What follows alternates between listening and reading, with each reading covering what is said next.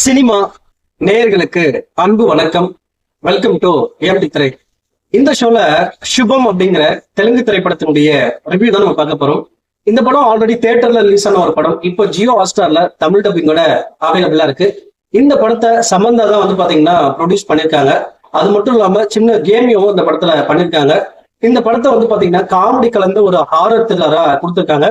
இந்த படம் எப்படி இருக்கு, இந்த படத்தினுடைய கதை என்ன அப்படின்னு சொல்லி பார்க்கலாம் வாங்க.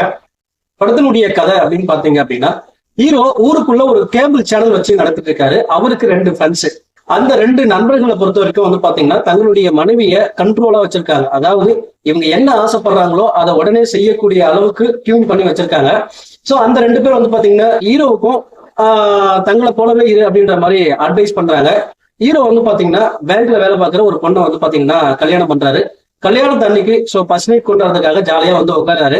அந்த டைம்ல 9 மணி ஆகுற அந்த சமயத்துல ஹீரோயினுடைய மனைவி என்ன பண்றாங்க அப்படின்னா டிவியை போட்டு சீரியல் பார்க்க உட்கார்றாங்க. அது என்ன சீரியல் அப்படின்னா ஜென்ம ஜென்ம பந்தங்கள் அப்படிங்கிற ஒரு சீரியல்.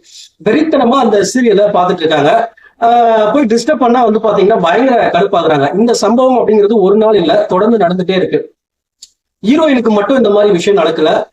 ஹீரோவுடைய ஃப்ரெண்ட்ஸ் 2 பேர் இருக்காங்க இல்லையா, அவங்களுடைய மனைவியும் இதே மாதிரி விஷயத்த பிஹேவ் பண்ணிட்டு இருக்காங்க. சோ அப்படி அந்த சீரியலுக்குள்ள என்னதான் இருக்கு, அந்த சீரியல் ஏன் வெறித்தனமா பாக்குறாங்க, அப்படி அந்த சீரியலை பார்க்கும்போது அவங்களுக்குள்ள என்னதான் நடக்குது அப்படின்னு சொல்லக்கூடிய ஒரு படமா தான் இந்த படத்தை கொடுத்துருக்காங்க. அண்ட் டுவர்ட்ஸ் த எண்ட் அதுல இருந்து வெளியே வந்தாங்களா இல்லையா அப்படிங்கறதா இந்த படத்தினுடைய மீதி கதை. இந்த படத்தை பத்தி ஆலோசனம் அப்படின்னா, அதாவது பேய்கள் எல்லாம் சேர்ந்து சீரியல் பார்க்குறது அப்படிங்கிறது ஒரு புதிய கான்செப்ட், ஒரு வித்தியாசமான முயற்சி.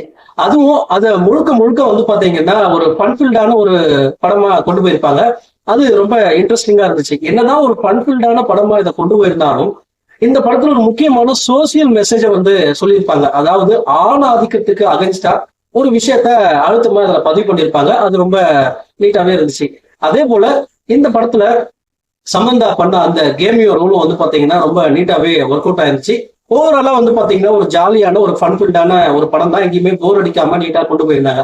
என்ன ஒரு பிரச்சனை அப்படின்னா, அதாவது இதுக்கெல்லாம் காரணம் என்னவா இருக்கும் அப்படிங்கிற ஒரு விஷயம் ரிவீல் ஆகுது இல்லையா, உண்மை. சோ அதுக்கப்புறம் வந்து பாத்தீங்கன்னா கதை ப்ரிடிக்ட் பண்ற மாதிரி தான் இருக்கு. அதுவும் இல்லாம அதுக்கப்புறம் நடக்கக்கூடிய சம்பவங்கள் எல்லாமே வந்து பாத்தீங்கன்னா ரிப்பீட்டடா வரா மாதிரி இருந்துச்சு. மற்றபடி வந்து பாத்தீங்கன்னா நீங்க லாஜிக் எல்லாம் பார்க்காம இந்த படத்தை பாத்தீங்க அப்படின்னா ஒரு என்டர்டைன்மெண்ட்டுக்காக ஜாலியா ஒன்ஸ் டைம் பாஸ்க்காக ஜாலியா அந்த படத்தை நீங்க பார்க்கலாம். இந்த படத்துக்கு எம்டி திரை கொடுக்குற ரேட்டிங் 5 to 3. அடுத்த விமர்சனத்துல சந்திக்கிறேன். நன்றி, வணக்கம்.